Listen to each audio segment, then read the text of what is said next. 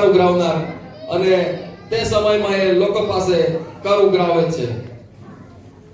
ઝાંખીએ કર ઉઘરાવે છે. શિવલીભાઈ હંસાભાઈ ડાંગી પટેલ. બોલ ભાઈ આપડા કેટલા છે? 200 રૂપિયા. આટલા બધા કે? લે. ગજરી માઈ શબ્દાભાઈ કુકડીવાળા. આપડા કેટલા છે? 100 રૂપિયા. આટલા બધા પણ મેં તો 50 જ લાવેલી છે, બાકીના બીજી વખત આપી જવા. હા. બેન મગનભાઈ માછલીવાળા. બોલો ભાઈ આપણે કેટલા છે? 200 રૂપિયા. આટલા બધા કે પહેલે વરસ 60 લીધેલા ઓડી ગયા. હાલે બાકીના લખી દેજે કોઈ. બદલી બેન છોકતાભાઈ. આપણે કેટલા રૂપિયા? 100 રૂપિયા. કાંતાબેન શાંતુભાઈ ટાયરવાળા. આપણા કેટલા છે ભાઈ? 200 રૂપિયા. આટલા બધા? હા. પહેલે વરસ ખાતા તો ઓછા હતા. વડી ગયા લે. રૂખીબેન મોહનભાઈ ગોંડરવાળા. પૈસા આપવાના છે. કેટલા? 200 રૂપિયા. એટલા બધા? હા. થોડાક તો ઓછા કરો. નહીં થાય. બેન તેરાભાઈ છત્રીવાળા. શું કામ છે? પૈસા આપવાના છે.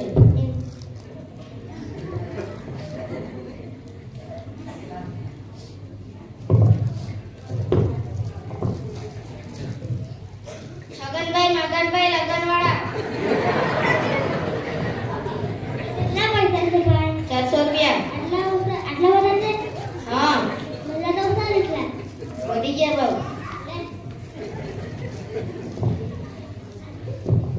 છગનભાઈ છાપરીવાળા. મગનભાઈ તું બોલાવે તાય? મને બોલાવે? હા. બોલ નાખી કા કામ પૈસા કો નહીં. કા બોલે? પૈસા કો નહીં. પૈસા પણ હા. કેટલા હે? 500 રૂપિયા. કા બોલે? 500 રૂપિયા કો નહીં પૈસા. કા બોલે? પૈસા કો નહીં. કેટલા પણ? 500. 50 રૂપિયા. પાછળનું બે મીંડા. પાંચડે એક મિનિટ. પાછળનું બે મીંડા. એક મિનિટ. નહીં બે મીંડા. 500. 500 ને હા. એવું બોલ ને કે 50 બોલી આવે. ઉદાભાઈ ચીમાભાઈ પંચરવાળા. બોલ ભાઈ આપણે કેટલા પૈસા છે? 600 રૂપિયા. આટલા બધા કે ભાઈ? હા. ગઈ વખતેના 53 લીધા ને? બહુ વધી ગયેલો છે. આટલો બધો થોડી વધે ભાઈ. હવે કેમ પૂરે 100 રૂપિયામાં ચાલે? તો પૈસા આપી દઉં છું 500 રૂપિયા. 500 રૂપિયા આપું.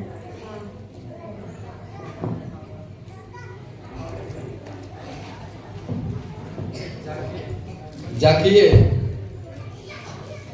ઈસુના ચમત્કારની ફક્ત વાત સાંભળી હતી, પણ તેને જોયો ન હતો. અને ઈસુ ત્યાં થઈને જાય છે એ વાત સાંભળી તેને ઈસુને જોવાની ઈચ્છા રાખી. પણ ઝાંખી જે છે એ ખૂબ જ ઠીંગણો હતો અને જ્યારે ઈસુ મસીહ ત્યાંથી જતા ત્યારે ખૂબ જ ભીડ ભેગી થઈ જતી. અને ખરેખર ઝાંખી વિચારે છે કે એ ભીડમાં હું ઝાંખીને ઈસુ મસીહને કેવી રીતે જોઈશ. ખરેખર હું તો ઠીંગણો છું. મારે ઈસુના દર્શન કરવા હોય, ઈસુને જોવો હોય તો ખરેખર કંઈક યુક્તિ કરવી પડશે, કંઈક યોજના બનાવવી પડશે. નહીં તો ઈસુ મસીહ આવીને અહીંથી નીકળી જશે પણ હું ઈસુને જોઈ શકીશ નહીં.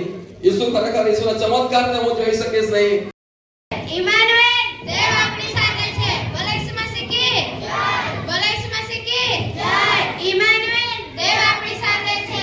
ઇમાનુએલ દેવ આપણી સાથે છે. બોલો ઈસુ મસીહ કી જય.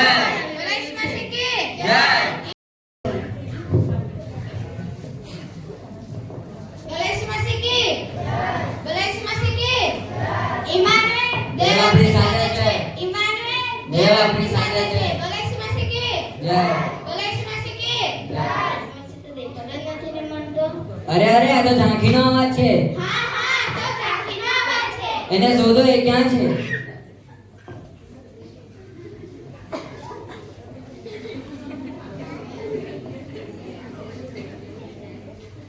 અરે બોધાભાઈ આ બાજુ આવો. ઝાંખી તો ઝાડ પર ચડી ગયેલો છે. આ મગનભાઈ ઝાડ પર કેમ ચડ્યો છે? હા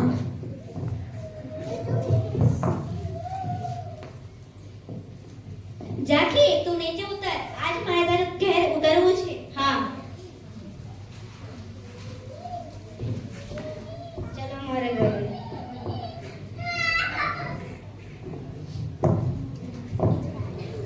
અરે બોધાભાઈ ખબર મળે છે કે ઈસુ ઝાંખીને ત્યાં જમવા માટે આવ્યો છે. આ મગનભાઈ આ કેવી રીતે બની શકે? ઝાંખી તો એટલો પાપડી છે, ચુંગીલા વાળો માણસ છે. હા ચાલ આપણે એના ઘરે એને જોઈએ. હા હા ચાલો.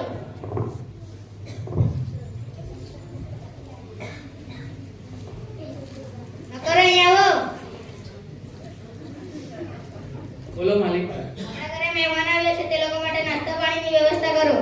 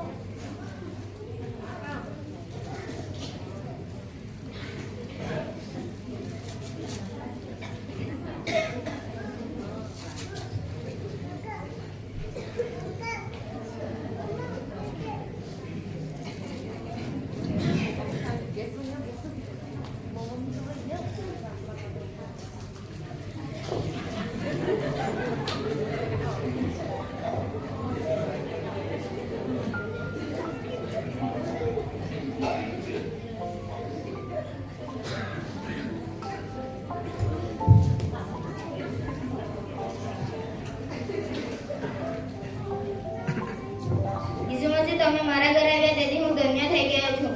હું ગરીબોને અડધો ભાગ આપું છું અને જેને છેતરપિંડી કરી છે તે લોકોને હું પાછું 4 ગણું આપું છું. ઝાંખી આ તારા ઘેર તારણ આવ્યું છે તો સગડા પાપને માફ થયા છે. તું પણ હવે ઇઝરાયેલના પુત્ર કહેવાશે.